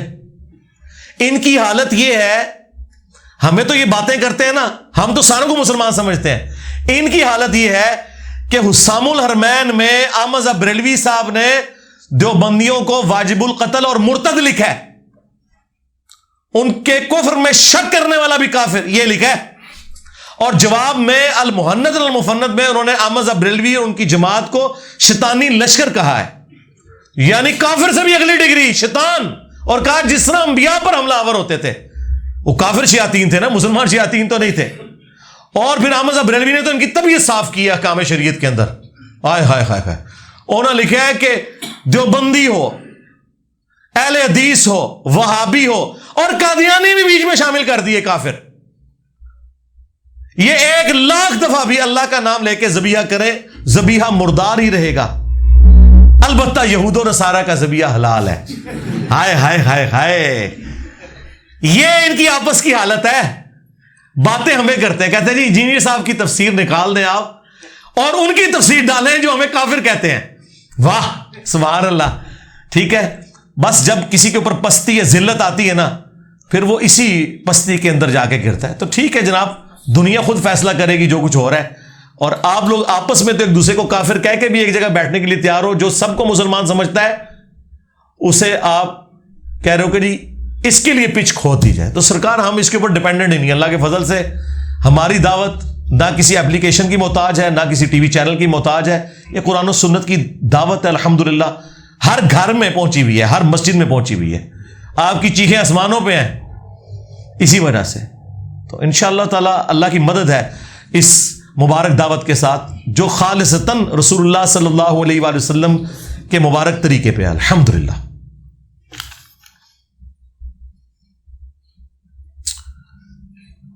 تو یہ مسلمانوں کے گھر پیدا ہونے سے کوئی جنت میں نہیں صرف چلا جائے گا جب تک مسلمانوں والے کام نہیں کرے گا، اور نہ کوئی کافروں کے گھر میں پیدا ہونے کی وجہ سے جہنم میں چلا جائے گا. کئی کافر انہوں نے اسلام قبول کیا، اور جو کافر جن تک حضور کی دعوت نہیں پہنچی وہ ویسے ہی اہل فطرت میں شمار ہوں گے.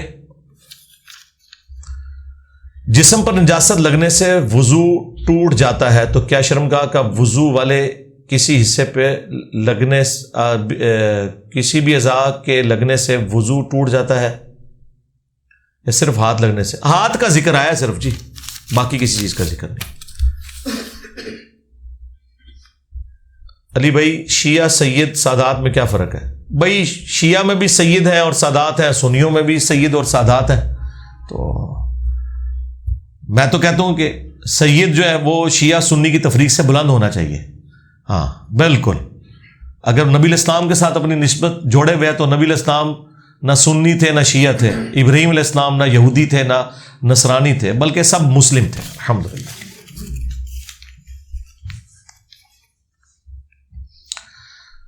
اگر خاوند جاب کر رہا ہو تو بیوی بیوٹی پارلر بنانے کی اجازت مانگے تو کیا کرنا چاہیے؟ جی اجازت دیں، اس میں کیا مسئلہ ہے؟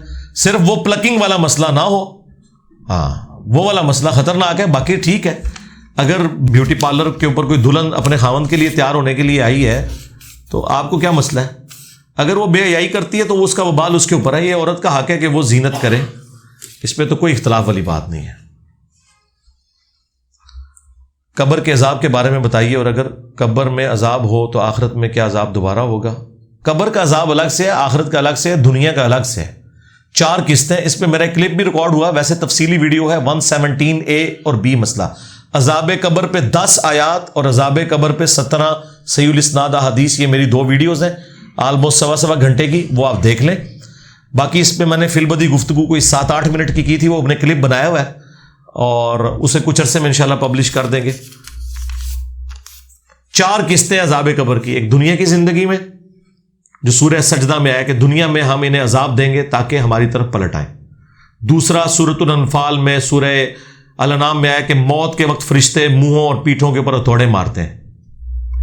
تیسرا مرنے کے بعد برزخ میں، چاہے آپ اسے عذاب قبر کہیں عذاب برزخ کہیں، وہ بھی اللہ تعالیٰ نے قرآن پاک میں سورہ المؤمن میں فرمایا کہ فرعونی صبح و شام آگ پہ پیش کیے جاتے ہیں۔ اور چوتھا جو ہے وہ آخرت کا عذاب ہو تو پورا قرآن بھرا پڑا ہے اس سے۔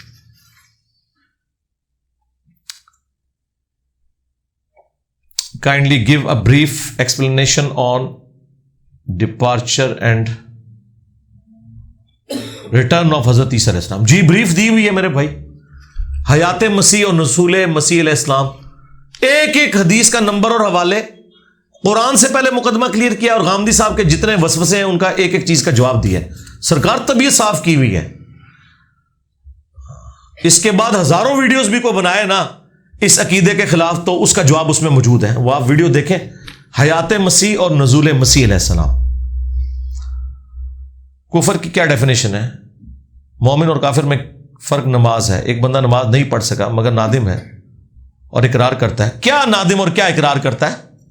نادم اور اقرار کرے گا وہی شخص جو نماز شروع کر دے گا، خالی آنسو اور ٹسوے بہا رہا ہے۔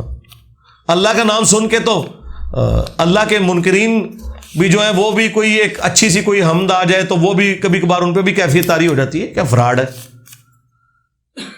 مومن یا مسلم وہ ہوگا جو اللہ اور اس کے رسول کی ڈیفینیشن کے تحت ہے۔ بالکل واضح ہے قرآن میں، وَأَقِيمُوا الصَّلَاةَ وَلَا تَكُونُوا مِنَ الْمُشْرِكِينَ، نماز قائم کرنا، مشرک نہ ہو جانا۔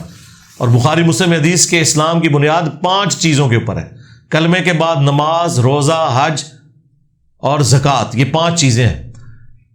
ترتیب میں یوں ہے، کلمہ، اس کے بعد نماز، پھر زکوٰۃ، پھر حج اور پھر رمضان کے روزے۔ سعودی حکومت صرف عمرہ ادا کرنے والوں کو الاؤ کرتے ہیں مطاف میں جا سکیں۔ لوگ احرام پہن کر طواف کرنے کے لیے بھی مطاف میں چلے جاتے ہیں۔ کیا ہمیں ان کے لا کی رسپیکٹ نہیں کرنی چاہیے؟ کوئی رسپیکٹ نہیں ہے جی ان کے لا کی، یہ لا ہی قرآن و سنت کے خلاف ہے، کوئی رسپیکٹ نہیں ہے۔ حرم مکہ میں سعودی حکومت کسی کو کعبے کے اندر داخل ہونے سے نہیں روک سکتی جو مسلمان ہے۔ یہ تو قرآن میں آیا ہے کہ مکہ اور جو حرم مکہ، خانہ کعبہ شریف جو اس وقت سارا وہ حرم کے اندر آ چکا ہے، وہ مسافروں کے لیے بھی اور مقیم لوگوں کے لیے بھی برابر ہے۔ یہ سورۃ الحج میں آیت موجود ہے، یہ ذہن میں رکھیے گا۔ سعودی حکومت نہ تو کسی کو حج سے روک سکتی ہے جس کے پاس کلمے کا ایک سرٹیفکیٹ موجود ہے، جس کے پاس کلمے کا سرٹیفکیٹ موجود ہے، لا الہ الا اللہ محمد رسول اللہ، اب اسے اور کسی چیز کی ضرورت نہیں۔ ہاں، وہاں جانے کا جو قانونی طریقہ ہے وہ تو آپ نے اڈاپٹ کرنا ہے۔ ولاد آباد وہ کہتے ہیں نہیں، انتظام کا مسئلہ ہے۔ سرکار آج آپ ذرا یہ امریکہ کے حوالے کریں، اس سال اگر 30 لاکھ لوگ حج کر رہے ہیں نا، امریکہ کو کہیں گے جی اگلے سال 1 کروڑ آئے گا، وہ کہیں گے جی 2 کروڑ بھیجو، کر لینا انتظام۔ اتنی بڑی بزنس اپرچونٹی اور ٹورزم کی اپرچونٹی، اس پہ یہ کہنا یہ سعودی حکومت کچھ عرصے میں یہ سارا کچھ سیٹ ہو جائے گا انشاءاللہ۔ ابھی جو یہ آیا نا محمد بن سلیمان، وہ میں جو اکثر کہتا تھا نا کہ ہمیں مذہبی طبقے سے یہ سیکولر لوگ بہتر لگتے ہیں، کم از کم آپ کو آزادی دیتے ہیں، تو یہ محمد بن سلیمان نے تو کایا کلب کر دی ہے وہاں کی، صرف اس لیے کہ یہ وہابی اور اس ٹائپ کا بندہ نہیں ہے، ذرا دنیا دار بندہ ہے۔ نبی علیہ السلام کی ساری زیارتیں کھول دی گئی ہیں، ٹھیک ہے، اور مسجد نبوی سے مسجد قباء تک پورا راستہ انہوں نے وہ بازار سجا دی ہے، اور جتنے بھی ہسٹوریکل پلیسز تھی نا ان کو دوبارہ سے انہوں نے سمجھ لے زندہ کر دیا ہے۔ ایک ایک معاملہ وہ لے کے چل رہے ہیں، یہ بھی انشاءاللہ کچھ عرصے میں مسئلہ حل ہو جائے گا۔ باقی ٹھیک ہے، آپ احرام والے کپڑے عام حالت میں بھی پہننا سنت ہے نبی علیہ السلام کی، ضروری نہیں ہے کہ احرام کے لیے، حضور کا عمومی لباس بھی چادریں ہوتی تھی۔ ابو داؤد میں اور ترمذی میں حدیث ہے نبی علیہ السلام نے 2 سبز چادریں اوڑھی ہوئی تھی عام حالت میں، نیچے تامدوں پر، تو اگر آپ احرام پہن کے طواف کریں بے شک کریں، یہ تو ان کا مسئلہ ہے نا، وہ اس کو حل کریں نا۔ کیا کسی ایسی کنسٹرکشن کمپنی میں کام کیا جا سکتا ہے جو مندر یا چرچ بھی بنائے؟ جی آپ مندر اور چرچ بنانے والی ایکٹیویٹی میں شامل نہ ہو، ویسے کمپنی میں ضرور جاب کریں، اس میں ان سے معذرت کر لیں، ان کو اپنا ایک جینون ایشو بتائیں۔ کیا ٹی وی کمرشلز میں ایکٹنگ کرنا ٹی وی کمرشل بنانا جائز ہے؟ جی کس حد تک جائز ہے؟ اسی حد تک جس حد تک عورتیں انوالو نہ ہو. بنائیں کمرشل، اچھے کمرشل بنائیں.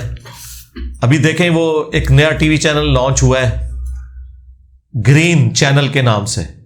انہوں نے کتنے سوشل ایشوز کو ہائی لائٹ کیا اور انہوں نے اپنی ایڈورٹیزمنٹس بنائی ہیں 3-3 4-4 منٹ کی، کتنی کمال کی بنائی ہیں. تو یہ بھی ذریعہ ہے، آپ اس کے ذریعے بھی تبلیغ کر سکتے ہیں.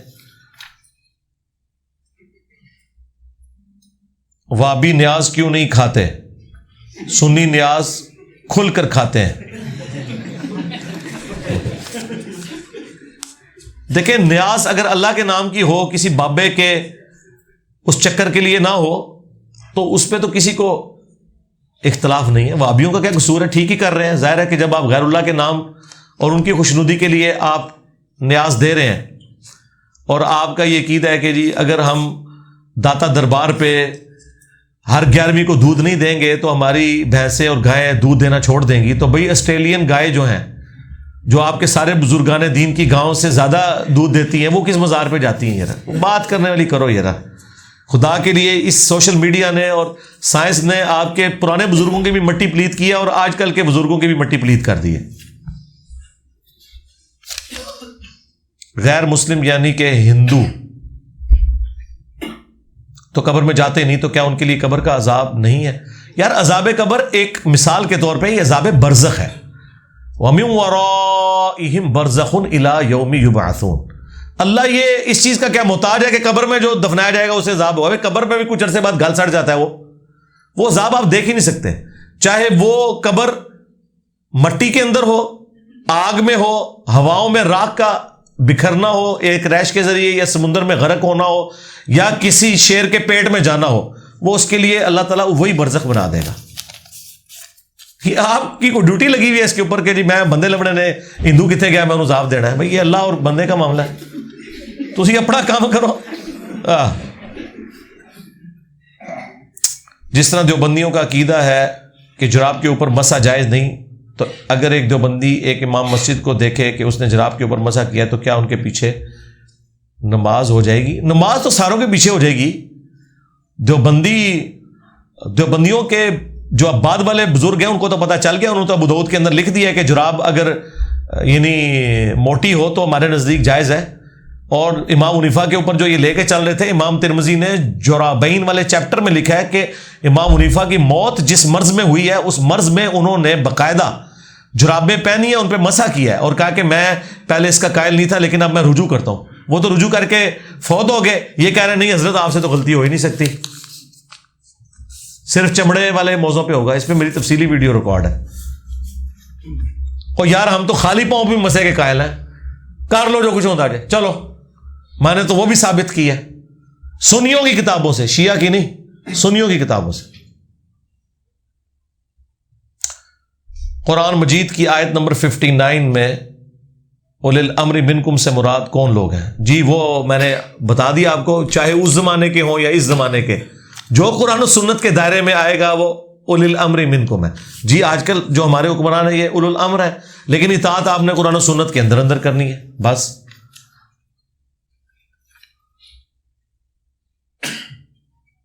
کیا اعلیٰ حضرت اور مولانا شریف تھانوی نے اپنے نام کے کلمہ پڑھایا؟ اگر ہے تو اس کی وضاحت کر. یار اس پہ تو کئی ایک ویڈیوز ریکارڈ ہے. اعلیٰ حضرت نے تو نہیں پڑھایا، لیکن اعلیٰ حضرت نے وہ کتاب کی تعریف کی ہے سبع سنابل کی، جس میں چشتی رسول ہے. اشرف تھانوی صاحب نے اس کلمے کو انڈورس کیا الامداد رسالے میں. یہ تو بے شمار ویڈیوز ریکارڈ ہیں، آپ دیکھ لیں. دین حق کے لیے ہمیں اس بحث کو چھوڑ دینا چاہیے کہ بعض صحابہ نے کیا کیا تھا، ہمیں اپنے اعمال کی. جی اپنے اعمال کی فکر ہے نا. اب اللہ کے نبی ہمیں فرما کے گئے ہیں نا کہ میں اپنے اہل البیت کے معاملے میں تمہیں اللہ کا خوف دلاتا ہوں. دیکھیں یہ ہمیں کہتے ہیں آپ ان ٹاپکس کو ڈسکس نہ کریں. ہم کیوں نہ ڈسکس کریں کہ جن ٹاپکس کو ہمارے نبی علیہ السلام نے ڈسکس کیا اور غیبی خبر کے طور پر ڈسکس کیا. اور غدیر خم کی 4 حدیثیں مسلم شریف کے اندر ہیں جس میں آپ نے فرمایا قرآن اور اہل بیت چھوڑ کے جا رہا ہوں اور اہل بیت کے معاملے میں تمہیں اللہ کا خوف دلاتا ہوں، میرے بعد ان کے ساتھ اس نے سلوک کرنا. اور اس سے بڑھ کر مسلم شریف میں پھر حضرت علی کے لیے بالخصوص آیا کہ علی سے محبت نہیں رکھے گا مگر مومن، علی سے بغض نہیں رکھے گا مگر منافق. محبت علی از دا لٹمس ٹیسٹ آف ایمان. اب یہ کیسے ہو سکتا ہے کہ سیدنا علی کی محبت اور حضرت علی کے دشمنوں کی محبت ایک جگہ جمع ہو جائے؟ ایک تو ہے کہ کسی نے دشمنی کی کو دنیا کی محبت میں مغلوب ہو کے، لیکن ایک شخص اس لیول کی دشمنی کر رہا ہے کہ وہ حدیثوں کے ہوتے ہوئے اڑا ہوا ہے اپنے سارے معاملات کے اندر. تو اب ہم کیا کریں؟ ہم نبی علیہ السلام کی بات مانیں یا ان لوگوں کی بات مانیں؟ آپ ان پرنسپل دیکھیں. کیا آپ نے اپنی نبی کی باتیں صرف رفع الیدین تک ماننی ہے، باقی کوئی بات نہیں ماننی ہے؟ اور پھر جو گالیاں مجھے دینی ہے وہ امام بخاری امام مسلم کو دو نا. یہ تو امام بخاری امام مسلم نے حدیث لکھی ہے نا. اور اگر یہ گمراہ تھے تو مجھے اپنی گمراہی پہ فخر ہے. پر تیرا کیا بنے گا کالیا؟ کل تک تو نے عزتیں ویل کی تھی کہ ہم قرآن اور بخاری مسلم کے ماننے والے ہیں، اب تو منہ چھپاتا پھر رہا ہے. تیرا کیا بنے گا کالیا؟ تو منکر ہو گیا بخاری مسلم کا. اس لیے تو جناب یہ لوگ پریشان ہیں بہت زیادہ، کیونکہ یہ ٹھک گئے. الحمدللہ میرے علاوہ اس پلانٹ ارتھ پہ کوئی اور شخص پروڈیوس کریں جو حضرت علی کا دفاع کرتا ہو اور حضرت معاویہ رضی اللہ تعالیٰ عنہ کو رضی اللہ عنہ کہتا ہو، ٹائم قیامت تک چاہے. ہم پہ جھوٹے الزام لگاتے ہیں کہ جی ہم صحابہ کرام کا احترام نہیں کرتے. الحمدللہ ہم کرتے ہیں. لیکن اگر آپ یہ کہیں کہ ہم ان لوگوں کو خلفائے راشدین کے برابر کر دیں تو وہ تو اللہ کے نبی نے نہیں کیا. بھائی میں کیسے کر سکتا ہوں صلی اللہ علیہ وآلہ وسلم. علی بھائی میرا سوال اقامت دین کے بارے. اقامت دین پہ میری ویڈیوز ریکارڈڈ ہیں. پاکستان میں نظام خلافت میری ویڈیو ریکارڈ ہے الحمدللہ. اقامت دین تو کی ہم نے آ کے، باقی سب لوگوں نے وی لاگز اور لیکچر ریکارڈ کرائے ہیں. ہم نے تو گراس روٹ لیول کے اوپر چینج لے کے آئے ہیں. آپ دیکھیں لوگ کہتے ہیں انجینئر صاحب اپنے اسٹوڈنٹس پروڈیوس کریں جو آپ کا کام لے کے چلیں. بھائی اسٹوڈنٹس پروڈیوس اس لیے کیے جاتے ہیں کہ وہ کام آگے لے کے چلیں. اچھا کام آگے لے کے چلے پھر کیا ہوگا؟ اس کی وجہ سے نیشن بلڈنگ ہوگی. سرکار ہم نے تو اپنی زندگی میں یہ کر دیا کہ پوری آپ کی نسلیں بدل دی ہیں اللہ کے فضل سے. اب وہ جو کام ہمارے اسٹوڈنٹس نے کرنا تھا اور الٹیمیٹلی رزلٹ کیا تھا کہ آپ کی نسلیں قرآن و سنت پہ آ جاتی، وہ تو آ گئی. تو اسٹوڈنٹ کی کیا ضرورت ہے کہ وہ کوئی لانچ کرے؟ یہ اللہ نے اپنے بندے لانچ کرنے ہوتے ہیں. مولانا مودودی نے کبھی سوچا ہی نہیں تھا کہ پوری جماعت میں ایک بندہ ان کی لیگیسی نہیں آگے لے کے چلے گا. ڈاکٹر اسرار صاحب چلیں گے، مولانا اسحاق صاحب چلیں گے. اور انہوں نے نہیں سوچا تھا کہ قرآن کے حوالے سے جو ڈاکٹر اسرار صاحب نے خدمت کی ہے اور اہل البیت کا دفاع جو ہے مولانا اسحاق صاحب نے کیا ہے، یہ ان کے اپنے کوئی آگے اس لیگیسی کو لے کے چلیں گے یا جیلم میں بیٹھا ہوا ایک انجینئر اس لیگیسی کو آگے لے کے چلے گا؟ ہاں یہ اللہ نے اپنے بندے اٹھانے ہوتے ہیں. یہ آپ کی کوئی ٹینشن نہیں ہے. ہاں یہ اللہ اور اس کے اپنے بندوں کا معاملہ ہے، وہ اپنے بندے اٹھاتا ہے. لوڑی تو پورا تھدا مکا چھڑیا جی میں. الحمدللہ کوئی ایک سوال ایسا نہیں جو پرچی کی شکل میں آگے آیا ہو اور میں نے اس کا جواب نہ دیا ہو یا جواب میں اپنی کوئی ویڈیو ریکمینڈ نہ کی ہو. یہ بات ذہن میں رکھیں. بعض سوالات پوری ڈاکٹرن ہوتے ہیں، ان کو اگر بریف کیا جائے نا تو اس کے لیے 1 سے 1.5 گھنٹہ ریکوائرڈ ہوتا ہے. لیکن چونکہ میں آلریڈی ریکارڈ کروا چکا ہوں اس لیے میں آپ کو اپنی ویڈیو ریکمینڈ کرتا ہوں کہ فلاں ویڈیو آپ دیکھ لیں. اس کے اندر میں نے تفصیلی ان چیزوں کو بیان کر دیا ہے. یہ بھی آخری جو سوال آیا تھا اقامت دین کا، تو اس میں میں نے باقاعدہ ویڈیو ہے وہ انگلش سب ٹائٹل کے ساتھ ریکارڈ ہوئی ہے. پورا میں نے لائے عمل بتایا ہے کہ آپ نے اقامت دین اس نیشن کے اوپر کرنی ہے جو دین اسلام کے اوپر ہو، جو معذرت کے ساتھ پاکستان کے شناختی کارڈ میں مسلمان ہو اور اللہ کے حضور وہ مسلمان نہ ہو، ان پہ اقامت دین نہیں ہوگی. یعنی اگر آپ مجھے کہیں کہ میں کسی کرسچن کے علاقے میں جا کے اقامت دین کر دوں تو آپ کیا کریں گے؟ ان پہ اسلامی سزائیں نافذ کر دیں گے، اوپر کوئی خلیفۃ المسلمین بٹھائیں گے، یا پہلے انہیں اسلام کی دعوت دے کے اسلام میں داخل کریں گے؟ کیا سٹیجز ہیں؟ اسلام میں داخل کریں گے نا. تو سرکار پاکستان میں کتنے مسلمان ہیں؟ پاکستان کے شناختی کارڈ میں نہیں، اللہ اور اس کے رسول کے ہاں عز و جل و صلی اللہ علیہ وسلم. عقیدے کے حوالے سے کتنے مسلمان ہیں؟ اعمال کے حوالے سے کتنے مسلمان ہیں؟ تو ہمارے سر شرم سے جھک جائیں گے. 2% مسلمان بھی نہیں جو جمعے کی نماز پڑھتے ہوں. 5 وقتہ نماز تو 0.0001% ہے. ایک بندہ نماز ہی نہیں پڑھتا، اس کے اوپر اسلامی نظام نہیں قائم کیا جائے گا. اسی لیے ڈاکٹر اسرار صاحب نے باقاعدہ جو منہج انقلاب نبوی کے اوپر کتاب لکھی، وہ اپنے ان کے لیکچرز تھے جو کتابی شکل میں ہے، باقاعدہ انہوں نے اس پورا ایک لائے عمل دیا. پھر ایک کتاب انہوں نے لکھی اپنی وفات سے کچھ عرصہ پہلے، پاکستان میں نظام خلافت کیا، کیوں اور کیسے. اس میں بھی ان کے لیکچرز کو ریٹن فارم میں لائے گئے. انہوں نے باقاعدہ وہ ترتیب جس طرح نبی علیہ السلام جس پیٹرن کے اوپر چلے تھے کہ آپ نے دعوت دینی ہے، عقیدے کی اصلاح کرنی ہے، پھر مسلمانوں کی ایک جماعت پروڈیوس ہوگی، اور پھر اس طریقے سے. اس کے لیے ضروری نہیں ہے کہ کسی شخص کی زندگی میں یہ سارے کام ہو جائیں. نبی علیہ السلام کی مختصر زندگی کے اندر اتنا بڑا انقلاب حضور سے پہلے کبھی نہیں آیا. وہ اللہ کی خاص غیبی تائید تھی. والذی ارسل رسولہ بالہدی ودین الحق لیظہرہ علی الدین کلہ ولو کرہ المشرکون. نبی علیہ السلام کی مختصر زندگی میں اللہ نے دین کا غلبہ کروایا، یہ آپ کی خصوصیت ہے. اس کے بعد اس بڑے لیول کا انقلاب نہ آپ سے پہلے کبھی آیا نہ کبھی بعد میں آئے گا. ہاں صدیوں میں آ سکتا ہے. آج اگر آپ کو سعودی حکومت نظر آ رہی ہے تو یہ ایک دن میں تو قائم نہیں ہوئی ہے. ایک پورے کے پوری پیچھے محنت ہوئی. پھر انہوں نے چلیں وہ عرب ریولوشن تھی لیکن الٹیمیٹلی اس کے سائیڈ بینیفٹ ہوئے. ایٹ لیسٹ جو شرکیہ اور بدعت والی ایکٹیویٹیز حرم مکہ اور حرم مدینہ میں تھیں وہ انہوں نے ختم کی. اس میں کچھ چیزیں مس ہینڈل بھی ضرور ہوئی ہیں ان سے، لیکن اوور آل انہوں نے ایک اسے دوبارہ سے توحید کے حوالے سے اسٹیبلش کیا ہے. تو ایک دن میں تو نہیں ہوا میرے بھائی، 200-250 سال لگے ہیں. مختلف سٹیجز کے اندر یہ معاملات ہوئے ہیں. تو یہ اتنا آسان کام نہیں ہوتا. تو بہرحال ہم تو اسی کام کو لے کے چل رہے ہیں. لیکن اگر خلافت یا دین کا قیام یہ ہے کہ آپ نے ڈنڈے اٹھا کے تو جی ایچ کیو پہ حملہ کر دینا ہے یا جا کے پاکستان کی پارلیمنٹ پہ چڑھ دوڑنا ہے، تو آپ سے پہلے آپ سے زیادہ ڈیڈیکیٹڈ لوگ یہ کام کر چکے ہیں. خان صاحب نے 2014 میں دھرنے دیے، کنٹینر کھڑا کیا، کچھ نکلا اس میں سے.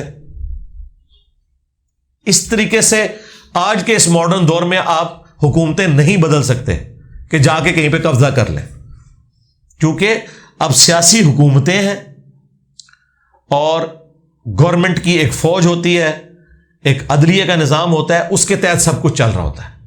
اس طریقے سے جتھوں کے ذریعے آپ کچھ نہیں کر سکتے. اگلے زمانوں میں ایسا ہوتا تھا کہ ایک بادشاہ دوسرے کو قتل کر کے اسی تخت پہ بیٹھ جاتا تھا، پھر آگے اس کی بادشاہ چل پڑتی تھی. لیکن اب اس طرح نہیں ہے. نواز شریف صاحب کو ہٹایا، خاقان عباسی اسی پارٹی میں دوبارہ وزیر اعظم بن گیا. یہ تو نہیں ہوا کہ نون لیگ کی حکومت ہی ختم ہوگی، ایسے تو نہیں ہوا تھا. تو آج کے اس ماڈرن دور میں جس طریقے سے دنیا چل رہی ہے اس کو آپ سمجھیں. اس میں گیون سرکمسٹانسز میں آپ جو بیسٹ پرفارم کر سکتے ہیں وہ آپ کرنے کی کوشش کریں، بجائے لوگوں کو نان اسٹیٹ ایکٹر بنانے کے اور لوگوں کو ابھارنے کے یا اے سی والے کمروں میں بیٹھ کے خوشو خوشو کے ساتھ وی لاگ بنانے کے. ٹھیک ہے، اس طرح نہ فلسطین آزاد ہونا ہے نہ کشمیر آزاد ہونا ہے. یہ کنٹینیوس ایفرٹ کا نام ہے. ہاں جی، آپ میں کوئی ایسا بندہ جس کی پرچی آگے آئی ہو اور میں نے اس کی پرچی نہ پڑھی ہو لیکن وہ آئی ہوئی ہو ٹائم سے پہلے، یہ نہیں ہے کہ بھئی آپ بعد میں آئے اور کہہ دیے میری پرچی لو، وہ تو میں اگلی اتوار تک بیٹھا رہوں گا. یعنی میرے سٹیج پہ آنے سے پہلے کسی کی کو پرچی آئی ہو اور میں نے وہ نہ پڑھی ہو تو وہ صرف اپنا ہاتھ کھڑا کرے. پرچی آئی ہو اور میں نے نہ پڑھی ہو. آپ کی پرچی آئی تھی؟ جی میرے تک نہیں پہنچی. آپ بتائیں بیٹھ کے تسلی سے. وہ پرچی آپ کے پاس آئی تھی جو کوسچن کا جس کا آپ نے آنسر دیا نا کہ حضرت عیسیٰ والا جو تھا جی میں نے وہ دیا آپ نے. جی اس کے اندر آگے ایک کوسچن اور تھا کہ قرآن کے اندر ڈفرنٹ ورڈز ہیں، ان کی ایکسپلینیشن آپ کس طرح سے کرتے ہیں. جی میں نے اس میں کی ہوئی ہے میرے بھائی، آپ نے غور سے نہیں دیکھا میرا لیکچر. میں نے وہ دیکھا نہیں ہے لیکن ہاں تو بات ہی ختم ہوگی نا. آپ کو تو بولنے کا بھی حق ختم ہو گیا. پہلے آپ نے امپریشن مجھے دیا کہ میں نے دیکھا ہے. کیا میں نے یہ امپریشن لیا یا آپ لوگوں میں سے کسی نے لیا ہے؟ یہی امپریشن لیا کہ انہوں نے دیکھ لیا. ہاں تو آپ نے نہیں دیکھا تو بات ختم. میں نے دیکھا کتنا بریف کیا ہے کہ ڈاکٹرین ہوتی ہے. آپ مجھ سے ستنجے کے ڈھیلے نہیں پوچھ رہے، پی ایچ ڈی تھیسز پوچھ رہے ہیں. تو جو پی ایچ ڈی تھیسز ہے جیسے عذاب قبر ہے تو 2 میں نے لیکچر دیے ہیں 1.5 گھنٹے کے. ایک پوری ڈاکٹرین ہے نا. سوال تو ہوتا ہے 5 منٹ کا، جواب ہو سکتا ہے 5 گھنٹے کا ہو. آپ مجھے اگر کہیں کہ یہ بتاؤ حضرت حسین کیوں شہید ہوئے، ہوں تو پتا لگ گیا تھا سوال جواب کیا ایک لینڈ ہی دیتا جا سکتا ہے؟ نہیں. پورا کربلا کا ریسرچ پیپر مجھے لکھنا پڑ گیا. یہ وائڈ ٹاپک ہے جس پہ میں نے ریٹن میں لکھا ہے، ورنہ تو میری ویڈیوز اگر آپ لکھیں تو لاکھوں صفحوں کی کتابیں بنتی ہیں. لوگ کہتے ہیں ہمارے علماء خدمت کر کے گئے ہیں. تمہارے سارے علماء کی کتابیں جمع کی جائیں نا اس سے زیادہ میں ویڈیو میں ریکارڈنگ کروا چکا ہوں. اور تمہارے علماء تو کہانیاں لکھ کے گئے ہیں، میں نے آیات حدیثیں بیان کی ہیں. 144 صرف پبلک سیشن ہے میرے، اس میں 4 5 5 7 7 گھنٹے کے بھی ہیں اور ہر بات کا حوالہ ہے قرآن و حدیث سے. 344 لیکچر میں قرآن کلاس ہے, دنیا کا ہر ٹاپک اس میں نے ڈسکس کیا ہے, چاہے وہ جدید ہو یا قدیم. پھر اس کے بعد دوبارہ کلاسز شروع ہوئی ہیں, وہ بھی 144 آلموسٹ ریکارڈ ہو چکی ہوئی ہیں.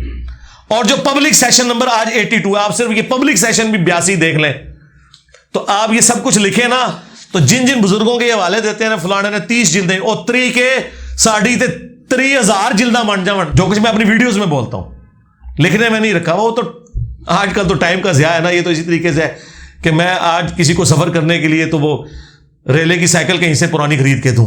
بھائی اب تو یہ موٹر بائک کا اور گاڑیوں کا زمانہ ہے, جہاز کا اور ٹرین کا زمانہ ہے. تو اس وقت یہ ویڈیو, اسی لیے ڈاکٹر سرار صاحب کا 86 میں انہوں نے قرآن کالج لاہور میں ایک ویڈیو ریکارڈ کرائی تھی. انہوں نے کہا کہ آپ اپنے اندر جو کوالٹیز ہیں نا انہیں آئیڈینٹیفائی کریں اور اس پہ آپ ایفرٹ پٹ کریں. وہ کہتے ہیں میں نے اپنے اندر دیکھا کہ میں مودودی صاحب جیسا رائٹر نہیں بن سکتا, میری لکھنے کی کوالٹی وہ نہیں, البتہ میری اسپیکنگ پاور اتنی زیادہ ہے کہ میں اگر اس فیلڈ میں کام کروں تو میں آگے جا سکتا ہوں. اور دیکھیں کدھر وہ پہنچے ہیں. مودودی صاحب کی تفہیم القرآن جو کہ صرف لکھی ہوئی تھی اور چند پڑھے لکھے لوگوں تک پہنچی تھی, اس کو ویڈیوز کی شکل میں بیان القرآن میں جب ڈاکٹر اسرار صاحب نے ریکارڈ کروایا ہے تو وہ کہاں تک پہنچی ہے. اور پھر اس میں نے جو ویلیو ایڈیشن کی ہے, ڈاکٹر صاحب تو 1 یا 2 آیات یا کوئی 10 حدیثیں بیان کرتے تھے تو اس میں سے 8 ضعیف روایتیں بیان کر جاتے تھے. میں نے بخاری مسلم باقی کتابوں سے نہ صرف وہ بیان کی بلکہ ایک کام ایسا کیا جو کسی نے بھی نہیں کیا کہ تمام اختلافی موضوعات میں نے قرآن تفسیر میں ریکارڈ کروا دیے. ہم نے ایک ایک ٹاپک پہ بتایا کہ یہ آیت فلاں کی دلیل ہے, یہ آیت فلاں فرقے کی دلیل ہے, وہ اس میں سے یہ صحیح رزلٹ نکالتا ہے, وہ اس میں سے یہ صحیح نکالتا ہے, فلاں اس میں سے فلاں غلط رزلٹ نکالتا ہے, اور آپٹیمل سولوشن یہ ہے. یہ کام اس پلانٹ ارتھ پہ ہم سے پہلے نہ مرے ہوئوں میں نہ زندہ لوگوں میں کسی نے کیا ہے. آپ تفسیریں کھول کے پڑھ لیں. میں نے اگر سورۃ الانعام کی آیت نمبر 50 آئی ہے نا تو 4 گھنٹے اس میں بولوں, علم غیب کا مسئلہ کور کیا, حاضر و ناظر کا کور کیا. اگر سورۃ الرعد کی آیت نمبر 28 آئی ہے نا, الا بذکر اللہ تطمئن القلوب, تو سرکار 6 لیکچر میں نے ریکارڈ کروائے ہیں قرآن کی سورتوں کے فضائل کے اوپر, اذکار کے اوپر صبح شام کے, اور ایک ایک تفصیل اللہ کے فضل سے. یہ فرق ہے. اسی ہم کہتے ہیں آپ ہماری تفسیر بھی دیکھیں, باقیوں کی دیکھیں, آپ کو زمین و کا فرق انشاءاللہ تعالی نظر آ جائے گا. اللہم انی اسألک بانک انت اللہ لا الہ الا انت الاحد الصمد الذی لم یلد ولم یولد ولم یکن له کفوا احد وإلہکم الہ واحد لا الہ الا هو الرحمن الرحیم الف لام میم اللہ لا الہ الا هو الحی القیوم اللہم صلی علی محمد وعلی آل محمد اللہم ربنا آتنا فی الدنیا حسنہ وفی الآخرۃ حسنۃ وقنا عذاب النار ربنا آتنا من لدنک رحمۃ وہیئ لنا من امرنا رشدا ربنا هب لنا من ازواجنا وذریاتنا قرۃ اعین واجعلنا للمتقین اماما اللہم اغفر لحینا ومیتنا وشاہدنا وغائبنا وصغیرنا وکبیرنا وذکرنا وانثانا اللہم من احییتہ منا فاحیہ علی الاسلام ومن توفیتہ منا فتوفہ علی الایمان. اے اللہ, جن جن بھلائیوں کا سوال تیرے محبوب علیہ السلام نے تجھ سے کیا, ہمارے حق میں, ہمارے ماں باپ کے حق میں, ہمارے بیوی بچوں کے حق میں, پوری امت کے حق میں قبول و منظور فرما. جن جن چیزوں کے شر سے تیرے محبوب علیہ السلام نے تیری پناہ طلب کی, تمام مسلمانوں کو ان چیزوں کے شر سے اپنی پناہ عطا فرما. اے اللہ, پوری دنیا میں مسلمان جہاں کہیں بھی قسم پرسی کی زندگی گزار رہے ہیں, کشمیر میں, فلسطین میں, انڈیا میں, چائنا میں, یمن میں, عراق میں, افغانستان میں, پاکستان میں, غیب سے ان کی عزت, آبرو, جان و مال کی حفاظت فرما. اے اللہ, ہمارے ملک پاکستان کی اور پورے عالم اسلام کی خیر فرما, اندرونی اور بیرونی خطرات سے محفوظ فرما. تمام مسلمانوں کی تمام نیک دلی جائز دعائیں قبول فرما. بالخصوص جو لوگ یہاں پہ حاضر ہیں ان کے دلوں میں جو جو خواہشات ہیں اللہ پوری فرما. جو چھوٹے بڑے ان کے رشتہ دار فوت ہو چکے ان کی مغفرت فرما. ہم سب کو اپنی موت سے پہلے قبر و آخرت کی تیاری کرنے کی توفیق عطا فرما. سبحانک اللہم وبحمدک اشہد ان لا الہ الا انت استغفرک واتوب الیک. سبحان ربک رب العزۃ عما یصفون وسلام علی المرسلین والحمد للہ رب العالمین. وصلی اللہ علی النبی الکریم وعلی آلہ واصحابہ اجمعین الی یوم الدین آمین.